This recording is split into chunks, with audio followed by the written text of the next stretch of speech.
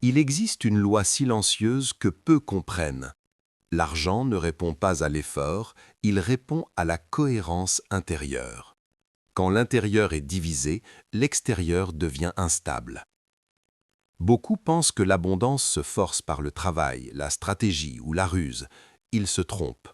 On peut travailler toute une vie et rester prisonnier d'un cycle de pertes répétées. Pourquoi? Parce que le cœur, lui, n'est pas aligné. La nuit, l'âme n'obéit plus aux masques sociaux. Elle ne ment pas. Elle montre ce que le jour dissimule. Certains rêvent qu'ils trouvent une somme importante, puis ressentent une angoisse immédiate. Ce rêve n'annonce pas une bénédiction. Il révèle une peur profonde, la peur de ne pas savoir garder, la peur de mal faire, la peur d'être jugé. Si tu as déjà ressenti cela, écris simplement « angoisse ». Ce mot suffit. Dans la sagesse que j'ai reçue, nous apprenons très tôt que l'argent n'est ni bon ni mauvais. Il amplifie ce qui existe déjà à l'intérieur. Chez l'homme apaisé, il devient outil de construction.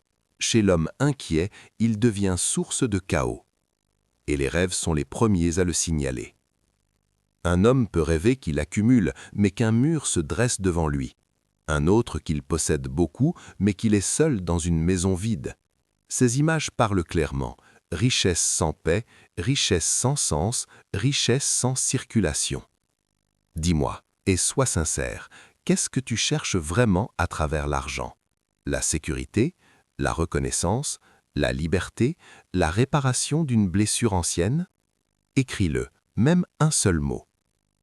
Dans la tradition, on enseigne que l'abondance ne descend que là où elle peut circuler sans détruire. C'est pour cela que l'âme teste avant de recevoir. Et ces tests apparaissent d'abord dans les rêves. Lorsque quelqu'un rêve qu'il donne sans s'appauvrir, c'est un signe puissant. Cela montre que l'âme a compris une loi fondamentale. Ce que l'on retient par peur se perd, ce que l'on partage avec sagesse se multiplie. C'est là que beaucoup échouent.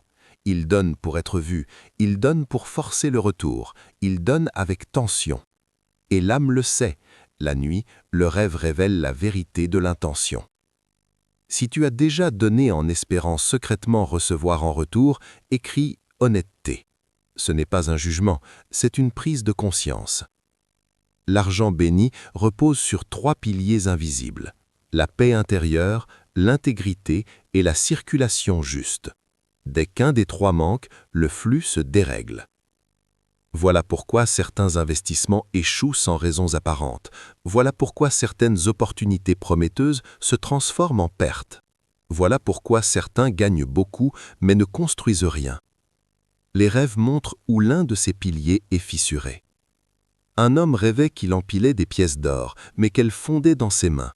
En réalité, il accumulait par peur du futur, sans confiance, sans gratitude. L'argent ne pouvait pas rester. Un autre rêvait qu'il réparait un mur fissuré avant de déposer un trésor.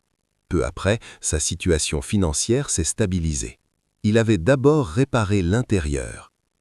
Dis-moi maintenant, as-tu l'impression que quelque chose doit être réparé en toi avant que l'abondance ne s'installe? Oui ou non? Rien de plus. Les rêves ne demandent pas à être adorés, ils demandent à être écoutés. Ils indiquent la direction du travail intérieur. Quand un rêve parle de perte, il demande du renforcement.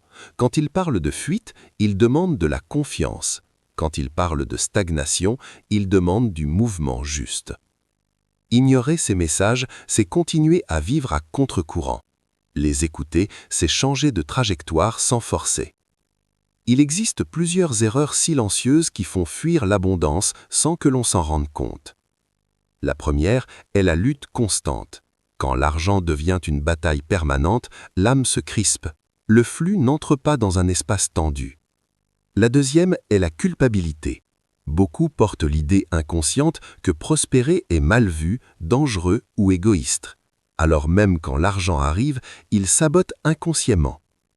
La troisième est le mensonge intérieur. Dire « je veux l'abondance » tout en méprisant ceux qui réussissent. Dire « je suis spirituel » tout en méprisant la matière. L'âme ne supporte pas la contradiction. Si l'une de ces erreurs te parle, écris simplement « je vois ». Il existe aussi des solutions simples mais profondes.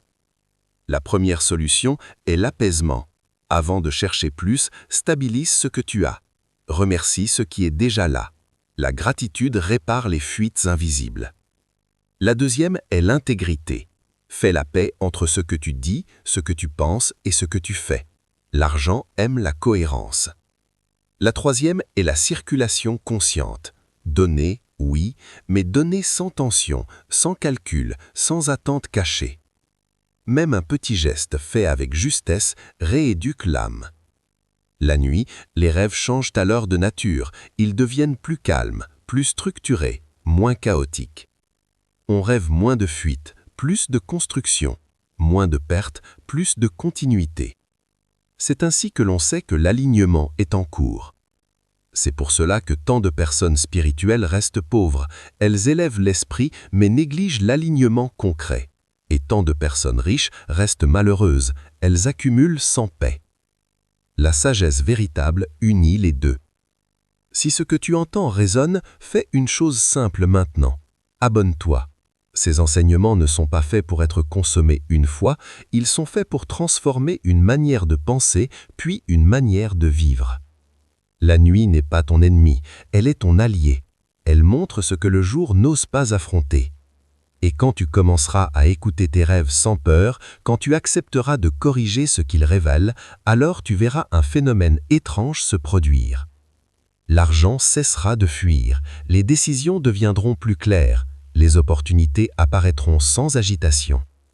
La prospérité deviendra plus stable, plus silencieuse, plus durable. Pas parce que tu l'as forcée, mais parce que tu l'as méritée intérieurement. Si tu es arrivé jusqu'ici, écris simplement « Je comprends » et reste. Ce n'est que le début. Que l'Éternel éclaire tes nuits et stabilise tes jours. Shalom.